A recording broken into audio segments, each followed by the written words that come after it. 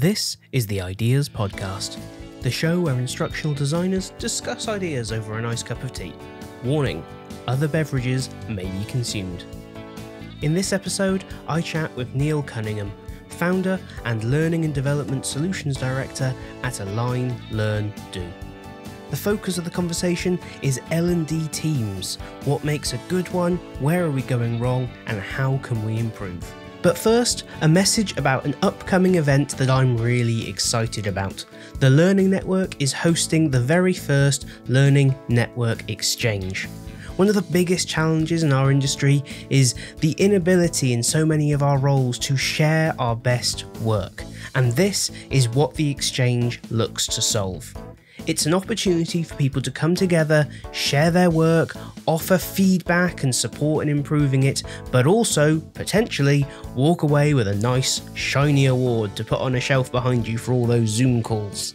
The event is free for existing Learning Network members, and, well, if you're not a member, it's £29 a year, so now is the time. The event is set for the 17th of August, in person, at the Exchange at the University of Birmingham.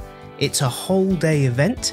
Exhibitors will need to attend in person so they can share their work, but if you just want to come along, be inspired, and vote for the winners in different categories, you can join remotely. Details on all of this can be found on the Learning Network website, a link to which will be posted in the description of this episode. Now, back to the show. Hello and welcome to another episode of the iDeas podcast. This is going to be a really interesting one. We're going to discuss a topic we've never discussed before on this show. But before we dive into that, with me today is Neil. Neil, thank you so much for making the time. You're absolutely welcome. Really happy to be here. Good. So in a minute, I will hand over to you for a proper introduction.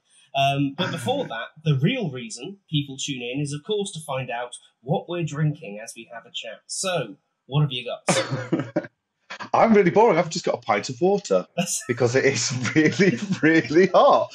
And if I drink any more coffee, I'll be so fidgety that I doubt I'll be able to concentrate properly. So yeah, just water for me. What about you? Yeah. I am in the opposite, and I am on the coffee still. Nice. But it's very nice. I've got some coffee from Many Worlds Tavern, which are a D&D themed coffee company. This was like, this is for me. This is it. So they send you dice and magic items to use in games. Plus, you've got coffee. It's like this. This is an excellent way to get away with going, I'm not buying D&D stuff. I'm buying coffee. We need coffee. Yeah, sure. This will just keep me awake and help me play for longer. Exactly, or work for longer. It's all about work. Sure. Now, whenever those sessions now, they're no longer games; they're gamification. It's a learning and experimentation exercise with a cohort of peers.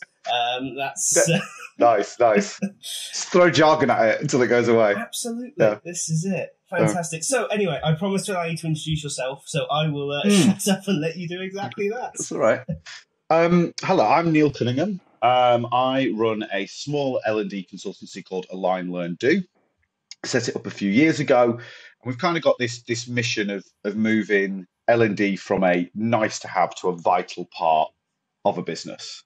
Yeah, that's the reason that I set it up, because I think quite often L&D teams get maligned because of how they're perceived, but that they have to own some of that perception themselves. And so how do we go about doing it? Well, here's my little sales pitch. We've got 3 ways that we help businesses.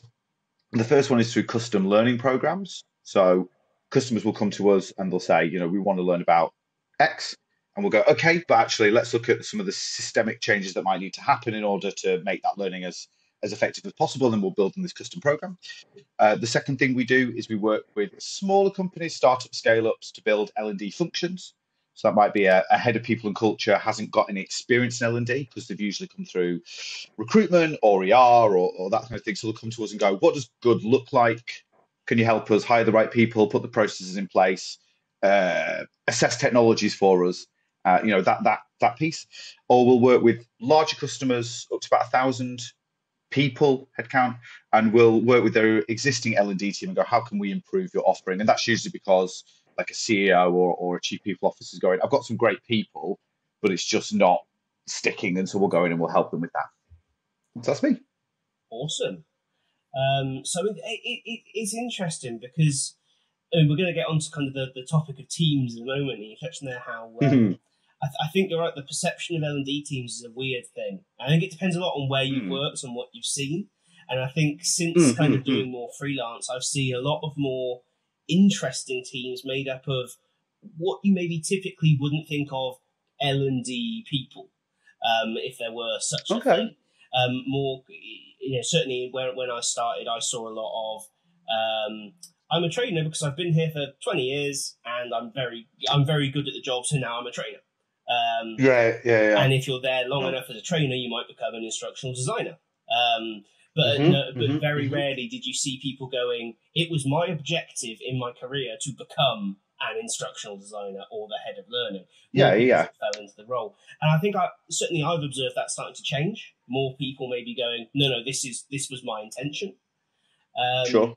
So, I mean, somebody deals with teams and helps them think like that. Well, have you seen something similar, or is that it could just be what I've seen?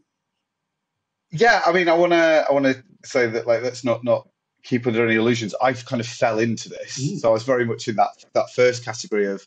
I was working in a sales team, and we were cold calling. It was back in the day. We were selling IT solutions. We actually said IT solutions. It's before the cloud existed, if you want to kind of carbon date me somewhat. And I was really good at cold calling people. Like, I had this way of getting people from, I don't want to speak to you, to, yeah, I'll meet you, over the course of a phone call. And it was very much based on dealing with people from an empathetic viewpoint, not selling to them, really understanding what motivates and drives them. Yeah. What I did not realize at the time, it's kind of like core L&D, like intrinsic and extrinsic motivators.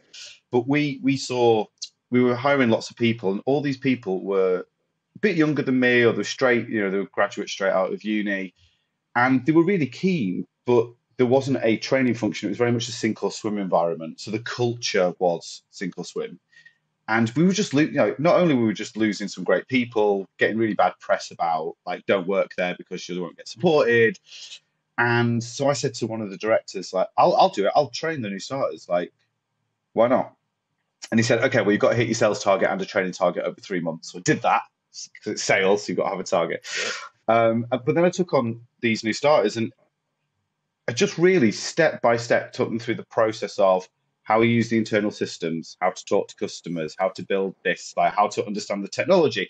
Again, not without any training. I didn't realize what I was doing was building competencies, right? And then all these people that I trained, they all booked meetings with decision makers first time on the phone. But they had live call coaching as well while they did it. And so I very much went in through the sales training route, and then started looking around and going, oh, what actually makes this tick? Because the people have got some of it. I'm part of it. There's processes, this thing.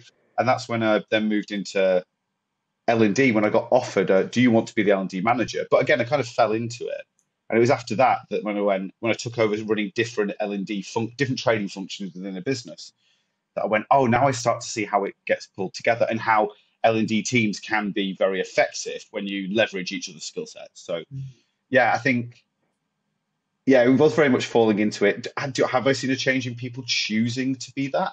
I think I've seen a change in people wanting to be chief learning officers rather than heads of L&D. I think they want the kudos that goes with it. Like, I think head of L&D is a really privileged position. Like, I don't know any other head of that speaks to the SLT or the senior leadership team as much as an L&D. A head of L&D.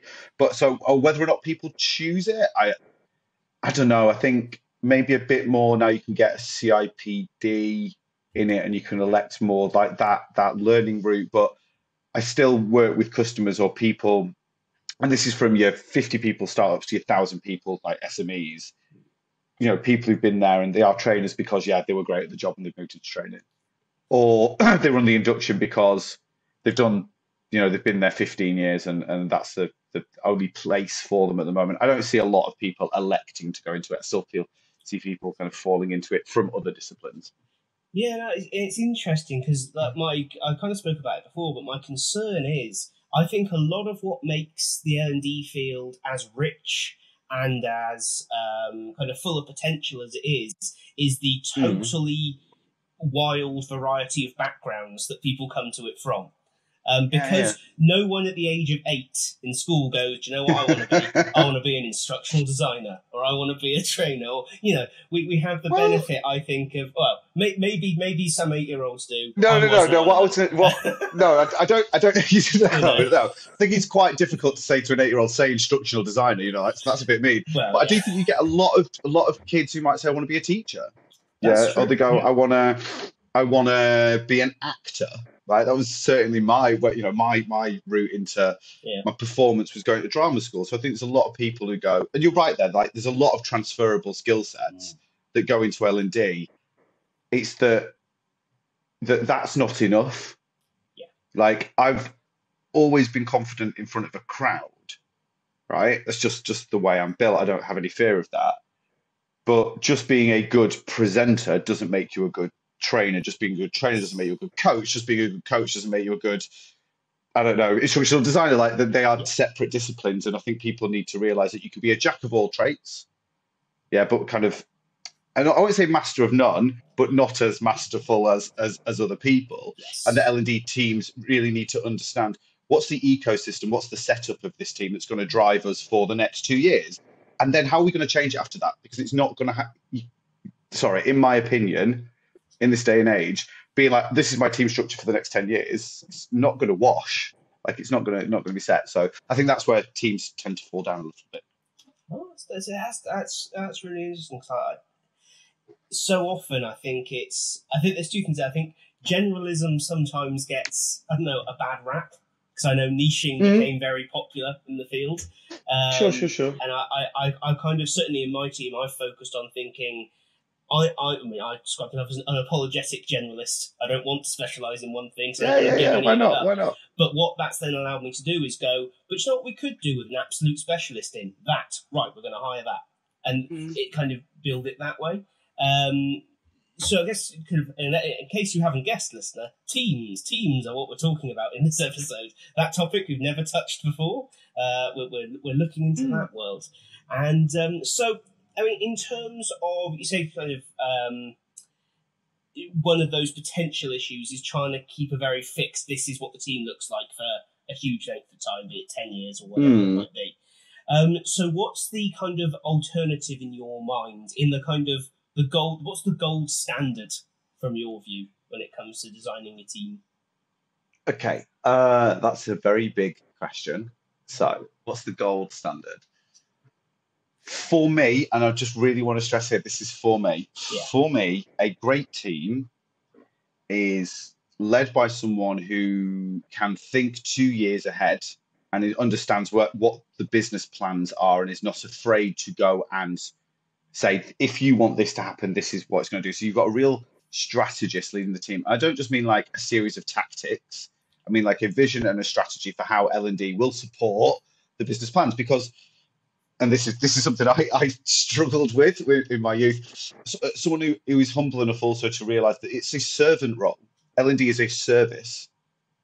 Yeah, I had this great mentor and boss once called Alexandra Ledger. If you're listening, Alexandra, she taught me that L&D, like the L&D manager or the head of L&D, is like a conductor of an orchestra. It's their job to get the musicians and the venue and pick the music and bring it together. And they might take they get a clap at the end, but they're not interrupting the performance. They're not the star of the show.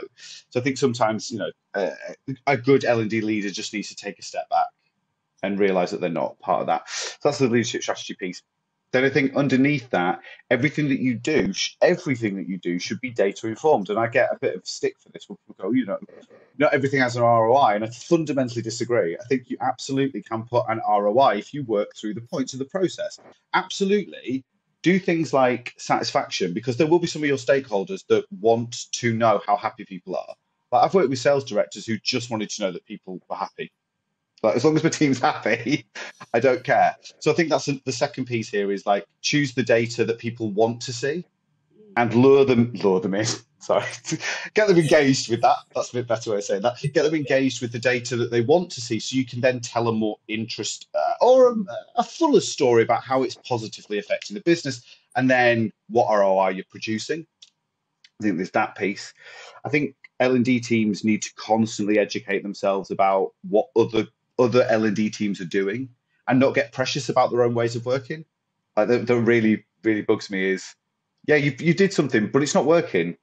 So how else might we do this? Like, have a lot of self-reflection. And that's born out of a couple of things. Like, I've been so guilty of this. Like, when I've been running big teams, is there's not a lot of time to go, actually, I'm going to take an hour today and I'm going to look at how competitor X actually delivers this.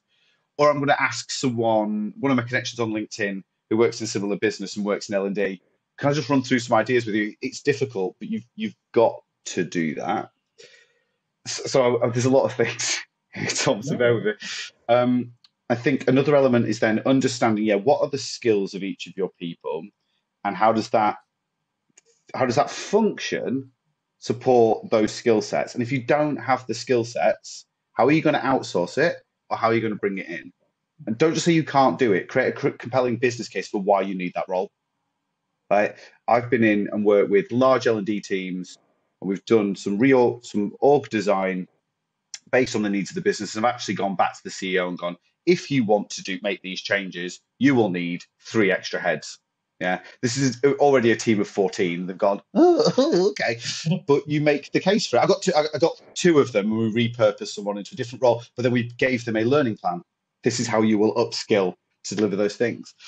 And then I think it's about understanding what type of hierarchy you want. So do you want to go down the model where you have a person who does instructional design, a person who does the e-learning build, a person who does the face-to-face piece? Like, do you have those siloed roles? Yeah. And then do you have a curriculum manager organizing it? And is it that hierarchy that's very up and down, or do you go along the lines of, I'm going to work with business partners who are going to have some facilitation skills and that can build things themselves, and where we can't deliver that, we will look externally. I think having a healthy set of suppliers who can come in and work with you is really, really key. And then my final piece on this bit, I haven't prepared this, it's gone a bit haywire, is understanding your budget and working with finance to understand how your spend will affect EBITDA. And so you can go to the board or the SLT and say, actually, if we spend X, I'm going to deliver this return, and here's how we cover it a bit later on. Sorry. No, just that last bit there, so you think, no one has ever referred to what I once worked for a finance director who called it the mighty EBITDA. He was like, this is the one number of the business that I actually care about. And it's like, oh, okay, that's interesting. And then I went back to an L&D conference a week later. No one wanted to talk about it. It's interesting. You don't hear. Very rarely do we talk about money in the same way that the business talks about money. And I think there's, certainly when I've spoken to you about it, there seems to be a fear about that's not our world. And so we should stay out of it. But, We, right, when I say we, for the purposes of this conversation, I mean, L&D community, right? Yeah. We often, in my experience, get caught in real navel gazing about the labels of things. So what is instructional design? I don't think this accounts, and then there's just long threads of like people just repeat the same point over and over and over again, and just treading water around the same issues because it's safe. Like, let's all chip in and have a go at someone because they don't know the exact meaning of learning experience design. Oh, they've got it confused with user experience design. Aren't we great? Right? Fine. As if that definition isn't in any way solid or clear anyway, right? Yeah. These are these concepts have been around for decades, but they just keep getting repackaged and repurposed, which is brilliant. Yes. But then we'll talk. We talk about the importance of getting the language right, of engaging with people, and I talk about not using jargon and making sure you're being talking plainly. But then we won't step out of that and go, what's something uncomfortable that I want to talk about or I don't know? And if I don't know the language of the finance team, how can I talk to the finance director about those issues? Yeah. What's your L&D business partner for finance doing if they don't know about EBITDA? Yeah. How can you plan your spend around the rest of the businesses so that yours doesn't actually appear too extravagant?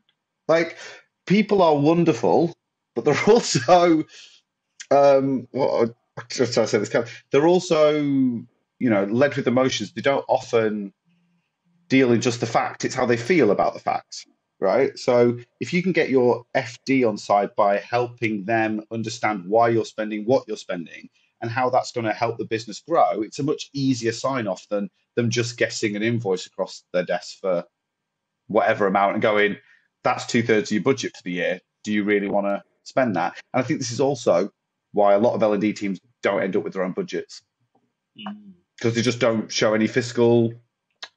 No, I don't. I was going to say they don't show an understanding of the fiscal world, and so it's difficult for those people to buy into them. Yeah, no, I think I definitely agree with that. And I think for so long there were two discussions that happened that I thought were a little bit kind of in that space. The first one was L&D shouldn't be an order taker. You should be leading the business. I kind of thought, well, that's not really L&D's job, is it? L&D is exactly there to go, what's that? You need some help? Certainly we'll help. Let us come in and help you out there. But the second one was that kind of L&D for a long time, maybe not so much right now, but I would say maybe 5-6 years ago, there was a big lot of stuff around, we need a seat around the table. The business should be listening to us. We know what we're doing and they're all wrong. And they were two things that I kind of, in my gut went, oh, I don't like that. I feel like, going back to what you said at the start, where we're there, ultimately we're a servant part of the business. We're there to support and help. I felt like those two things got very combative almost. Yeah. So the first one on like, are we an order taker or should we be leading? There is room for you to be both. In fact, I wrote a book about it, The Strategic Order Taker. Find it on the Align Learn Do website. But the idea there was because I'd done that insofar as I'd started off in a business where it was very much they had one L&D coordinator who just took orders, and so everyone was used to just giving L&D orders. And when you start being proactive, people didn't know how to react. Like it's not a fear thing. It's not them trying to. They were just really like, oh right, okay. So it took a long time for them to understand what L&D can do. So if you just stay in that order taker zone, more power to you. If that's what you want to do because you are a compliance manager, and actually it's just about getting X amount of people through this, we can retain our license or our ISO. More power to you. Do it, right? But there is room for you if you want to move into being strategic by having those conversations about what's coming up next. So you can do both. There's room for all of this big umbrella that is L&D. Like there's room for everything.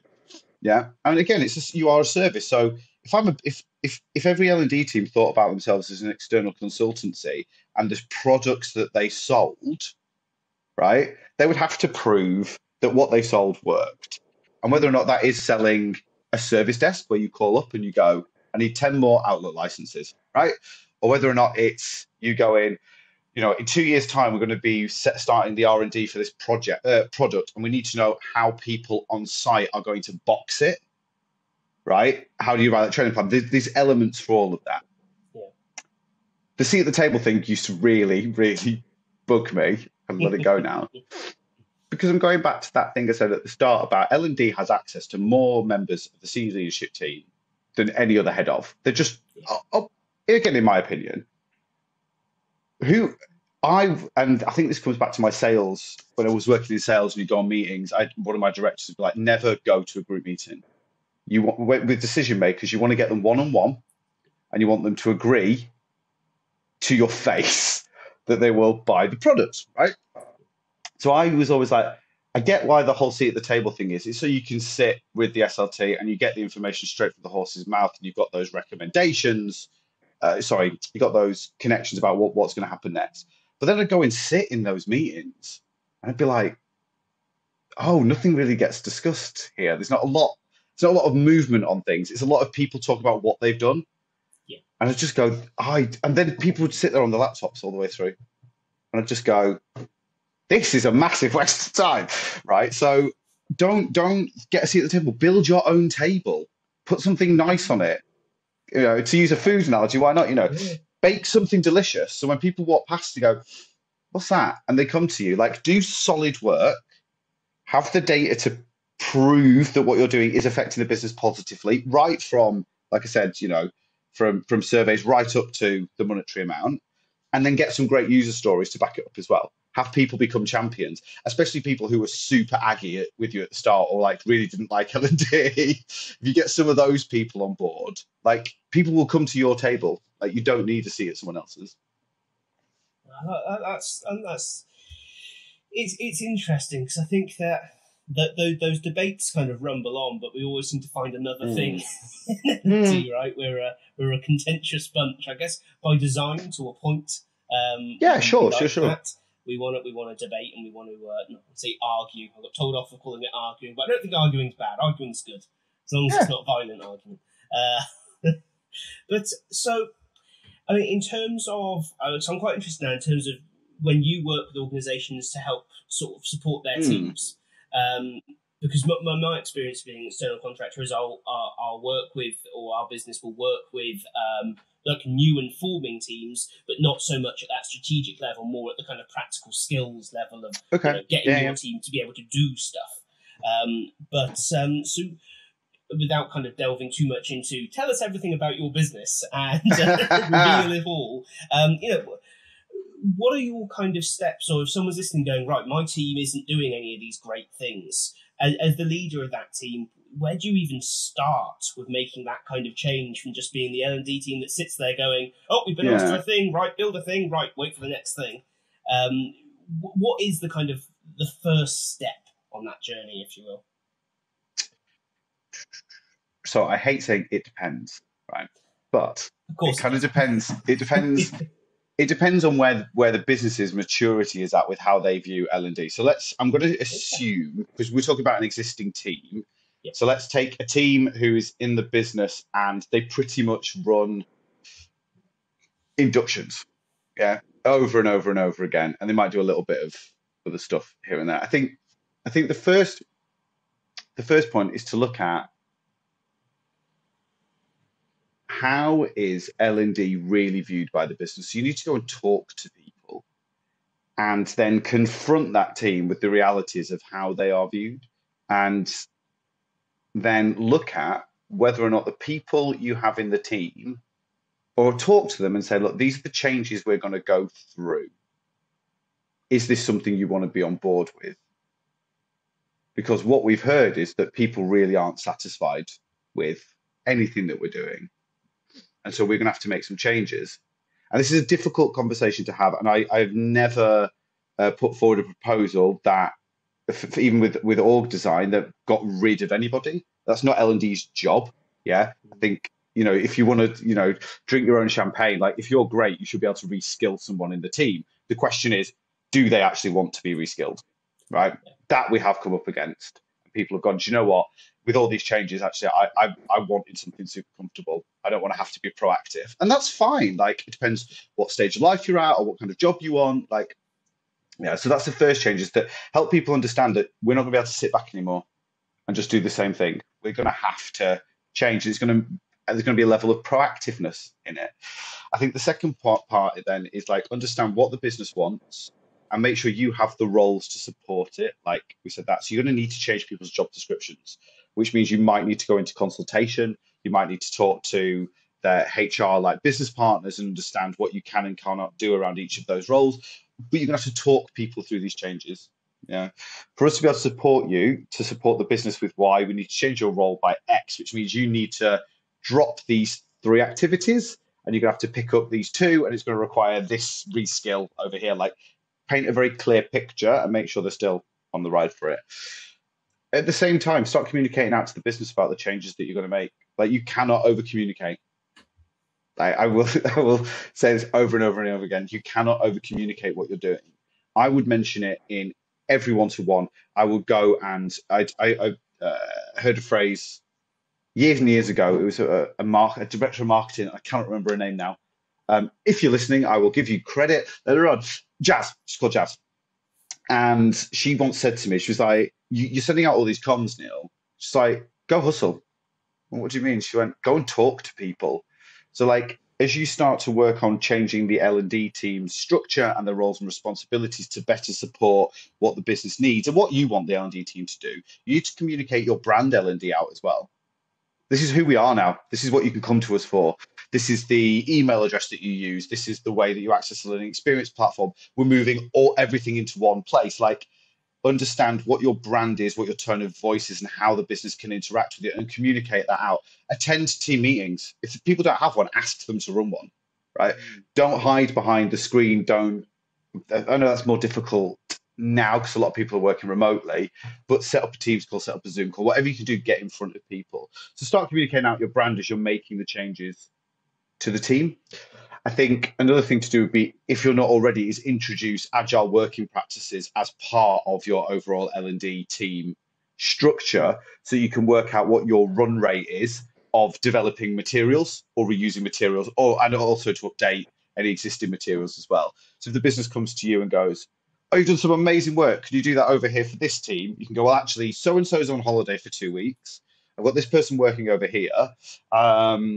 We've been asked by this to do this. So what we can do in the next quarter is deliver on A, B, and C," right? And the business goes, "Well, we want you to do D as well." And you go, "Well, actually, either then I need to hire an interim for 6 months, and this is what the budget's going to look like, or you can drop stuff out." So understand what you can produce and how quickly you can produce it, and be able to go back to the business and ask them about, budget and constraints of that. I've waffled on there. Am I? No, not at all. This is great. I think it's interesting because that approach is exactly what you hear from every other department when they're asked to do something. I think if we were all able to adopt, all internal L&D teams were able to adopt that, and there being I think that kind of addresses that a lot of that conversation around wanting a seat at the table. It's a case of you've got to be able to have that conversation, right? Yeah. You've got to actually be able to stand up in the room and not be the one talking about fluff, which is so often the thing. It's a 60% engagement rate, which is the one I always enjoy. 60% of the workforce engaged. Like, right, but it was a mandatory training, so should that not be 100%? Yeah. I love engagement figures. They're always good fun. I once had an MD who said, I removed the word mandatory from all of these materials. I was like, just saying mandatory isn't going to make people come, right? Either they're scared of you or they're engaged, right? Let's be truthful here. And the MD went, "Oh, people did too." I was like, "Because you didn't put mandatory." It's like, if that's the culture, like, if it needs to come from you and it needs to say mandatory, people aren't engaged. That's not engagement. This is it. Yeah. I was engaged. Yeah, so yeah, that's. And again, it comes down to the language you use. Do you want people to be engaged or not? And I get it. It's easy to rely on. It's easier to comb that kind of data where, NPS scores for L&D teams. This comes up more and more. And let's talk about NPS. It just drives me insane. I'm like, oh no. So I was. It was a few years back. A customer was doing this. And it was basically the only metric they took. And this one person who was really keen on it was so adamant that they had to do it. That's how you prove value. That's how you prove value.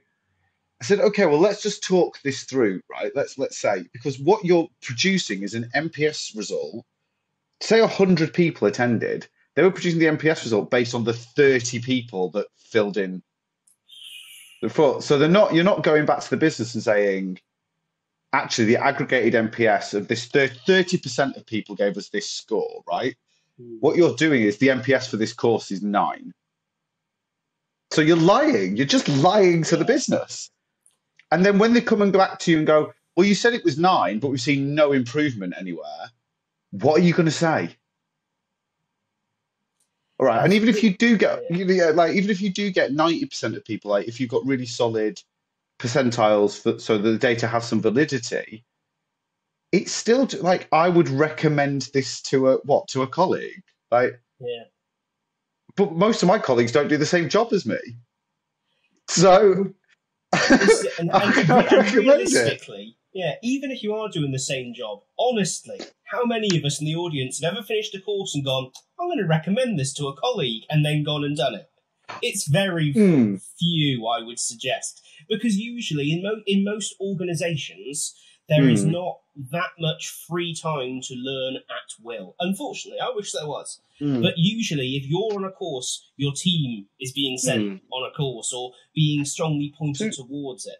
Yeah, I mean, on that time to learn piece, we talk about trends and things that you've seen, and I've worked with a few customers, not this year so far, last year, or maybe one this year a little bit, but we talked about time to learn, and actually now as we worked on their policies, like good solid L&D policies and charters about what we'll offer the business, and finding out ways. So like some companies now offering up to an afternoon a week, but wherever the person wants to split that out across, so they can take Friday afternoon, they could do Monday morning, they could do 3 hours, over the week, and they don't have to prove that they've learned anything. It's just part of the overall offering, or what we. Yeah, and I mean it's part of them. People go, well, how do you measure it? And well, you talk about they've got performance goals. You don't do anything in isolation. You don't just go, here's 3 hours. They have to have the management piece has to be in there. So the managers are having those conversations saying, how did you use the 3 hours? Then they talk them through it, and it should be performance linked, and it could be against, competencies or how people are progressing through the business. So I do see some businesses changing that and really actually thinking we need to get people upskilled more quickly to maintain our competitive advantage. Because we can't afford to buy in the skills. So, it's always a business reason at the end. It's never out of the goodness of anyone's heart. Let's not be naive, But yeah, so sorry to interrupt that. I had seen some change in that.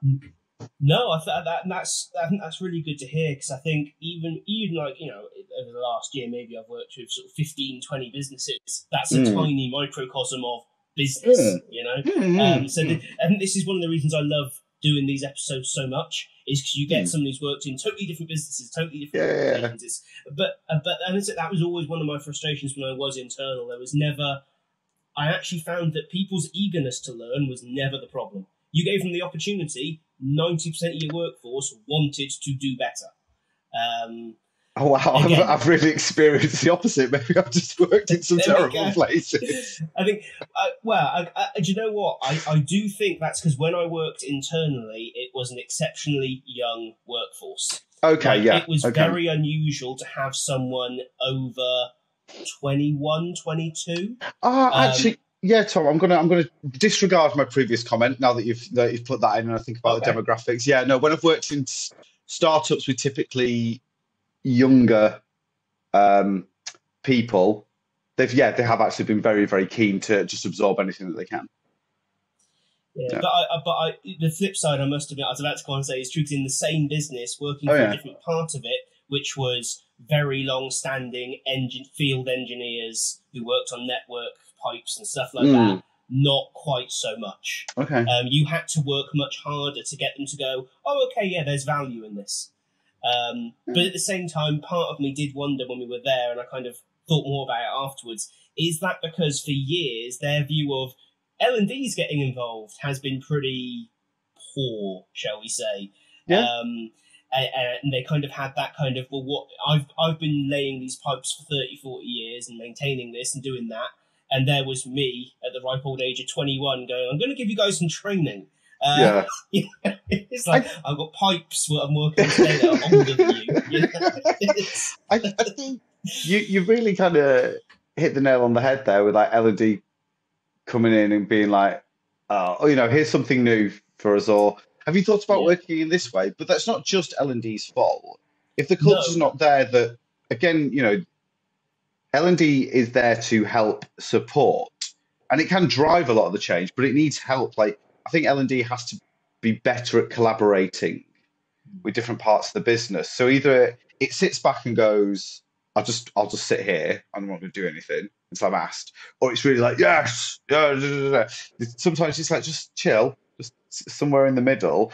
That there's that middle management layer that are often looked over, because they're always told, oh, you need to be better at this, you need to be better at this, you need to be better at this. It's never really data led. Like, let's look at how these managers are performing. Let's look at how their teams are performing, and then let's target the learning to those people that need it. It can just, I think it's when L&D becomes something for everyone rather than, sorry, that sounds really bad. It is something for everyone. I mean, where it becomes so generic that it's one size fits all, that's a better way of describing it, rather than being targeted to what people need. And also that person that's going like, I've been doing this 20 years, leave them.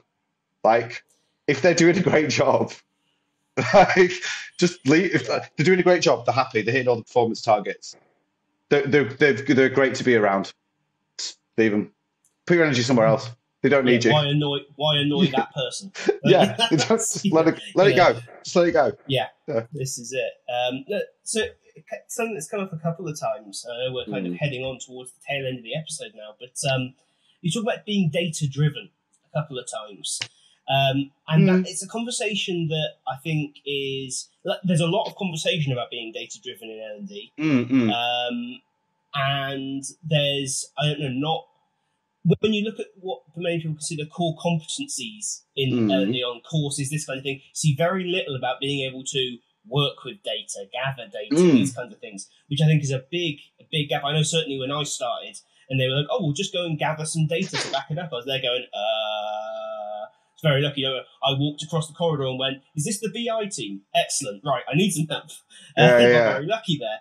But I think there are a lot of organisations where that isn't the case. You either don't have a BI team to hand or they're very remote or anything. So when you talk about being data-driven, what kind of things do you think L&D teams should be starting from at least? Okay, I'm just going to pick up one thing. I believe I said data-informed because I don't want the LinkedInerati to say data-driven, like, take me down.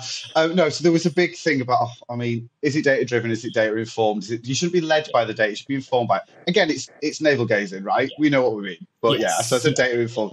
No, you're exactly right. So I think for me, it comes down to storytelling, and it's that piece I was talking about earlier. So first of all, what does the business want to see? So when I first started producing learning MI for the management pack, I had no guidance. There was no learning analytics for L&D team courses. It was like, and there was no BI team actually. So it's like, what can I do with Excel, and how can I automate this enough so I can build a pivot table, which was terrible, but so I could get my business partners to input the information. It would produce 9 graphs, really, that told a story when put together. So first of all, I think it's understand what the business wants. So I used to do hours of training delivered because the CEO wanted to know that, right? I don't think it's particularly helpful, but it does help me get the CEO's attention, right? So think one step ahead, think beyond, right? Think beyond what your data is actually showing. How could it help you, right? So, and then we used to do people that were saying we put in a data point. So we asked people when they left the business what their main reason for leaving was. And one of those was lack of L&D opportunities. So we found when I started, 50% of leavers were leaving because of a lack of L&D opportunities. We didn't dig any further than that. So this is just correlation at the moment. We then did the analysis and started delivering L&D opportunities for those groups. And within a year, the reason for the lack of L&D opportunities was not cited as a reason at all. And it stayed that way until I left the business, right? At the same point in time, attrition dropped by 10%. Right? So I'm not saying that's correlation. It's not a causation, but it's telling a story, that you can start putting. So we're delivering this training. We're against these opportunities. Attrition starting to go down. Overall engagement within the business in terms of people saying that they are happy with L&D and saying as part of the HR is going up, right? Then we'd look at, I'm trying to think of what else was on the MI pack now. The cost of hiring internally against cost of hiring externally for the skills based on the competencies that we've delivered. How often people were being promoted in team, how long people were staying in the apprenticeship levy and what that was saving in terms of wages and training costs of hiring external partners. We did a piece of work working with the help desk because they were losing all of their first line engineers. So again, we put specific training and induction in place, and it was against what was the cost of rehire and retraining saving, and that over a year. So we might have spent 35 grand on the project, but actually we'd made $500,000 back in not retraining and not rehiring in just a year. So all of these points. So off the top of my head, because I had not read that, as I can remember, I think there's some great places to start telling your story.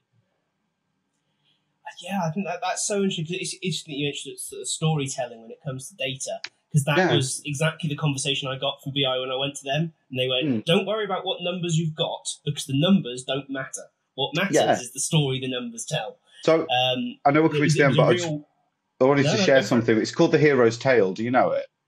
It's a narrative. Yeah, it's all right. And listeners, if you've already heard this before, bear with me.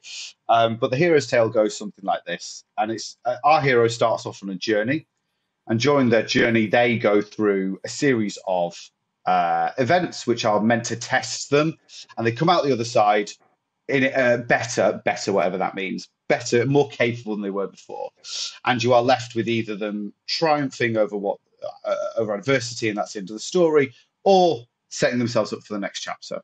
Right, that's the narrative device, and I use this when I'm talking to senior leadership teams to describe L&D programs that I've run, or the strategy or the vision. This is where people are starting. This is what they're going to go through. This is what the cost to them is going to be, time, money. Yeah. At the end of that, this is the performance improvement we should see. And then when you're doing the review, this is the performance we actually saw. And even if it's negative, even if it doesn't go the way that you thought it would, do not shy away from that data. People are inherently wary of anything that seems too good to be true. So you need some. There's a phrase. I'm going all over the place here now. So there's a phrase when you're designing, when one is designing perfumes or aftershaves, and they say you need to put some yuck in your yum, right? So there needs to be something not smelling very great as part of the overall profile of the scent to really lift it and give it that, like, oh, I really want to smell this more. Yeah. So I think about that when I'm talking about there needs to be some yuck to create a great picture. For it to be a full tale, there needs to be some things that didn't go completely right. And the opportunity for L&D here is to really engage your audience, which is your SLT, and go, these bits didn't go right. Here's why we think it didn't go right, and here's what we're going to do next. There, and really own that as well. I think that last one is. I think it's so important, because we've all kind of seen the white papers or the website claims where everything is perfect and this product works for first time for everyone, and the world's just rainbows and unicorns all the way through. Yeah. And I think everyone reads it and goes, yeah, it's okay, moving on. So it doesn't really help at all. No, it probably damages, but. Okay, so we're coming up pretty hard on the end of the episode now. Okay. So I always like to finish up just on an opportunity to say, I'd love to say I ran this podcast for the good of the community and to give back from a group of people I've got so much from. Yeah. I don't. I run it so I can nick people's ideas. Nice. Nice. I sound very clever. And I publish it so that other people can do the same, I guess. But primarily it's about me. So I always like to leave the bit at the end to say, right now in the world of L&D, what are you, or I guess in the working world more broadly, what are you excited about? What are you looking at and thinking, right, I need to keep an eye on that, something great's going to come from this? I'm going to say that, in my experience, businesses are much more willing to talk about making the systemic changes that are needed to help people be better, whatever that looks like. And I'm excited about having more conversations around not running a learning program, not running a training program, and fixing some of the things that stop people performing in businesses, rather than just running another program that will paper over the cracks, but will actually the change. So yeah, I'm really excited about businesses opening up more to the idea about the fact that they have got something wrong internally, and they need to address that before they start trying to apply people with more skills. Fantastic. I think that's again, I guess it's one of those conversations where it's not flashy and exciting. It doesn't come with an annual membership or a badge or a new bit of technology, but actually it can have a huge impact, more so than those other things often do. Fantastic. Well, thank you so much for taking the time out to appear on the show today. If people want to get in touch, where can they find you and your business? Yeah, so on LinkedIn, it's Neil John Cunningham, or Align Learn Do. On Twitter, it's at Neil Cunningham, or at Align Learn Do. On Insta, Align Learn Do, and on TikTok, Align Learn Do, or Neil Align Learn Do. Fantastic. And I would definitely recommend checking out Neil's video tips. They are always actually really interesting. Certainly compared to a lot of LinkedIn videos anyway, which are, well, they're LinkedIn videos. I also run I call it the L&D Social. So it's a chance for people in the community to get together. There's no selling, there's no sponsorship, there's no fuss, really. I run it once a month, and it's on the 23rd of July this time at the Fence Pub in Farringdon. It's 2 hours, come and go as you please. Like, there's no structure to it, it's super chill. If people want to come, just email neil@alignlearndo, and I'll add you to the list. Fantastic. Look at that. An event, and we can go to a pub as well. This is my kind of event. There we go. Yeah. Well, thank you so much for tuning in to today's episode. The links to everything Neil's been talking about will be in the description, as always, and we shall see you next time. Thanks for tuning in to this episode of the iDeas podcast. All the information for getting in touch with Neil can be found in the description for this episode. Before you go, please do drop me a comment, let me know what you're taking away from this session. I know I'm taking away loads. Remember to hit the like button and consider subscribing to the podcast.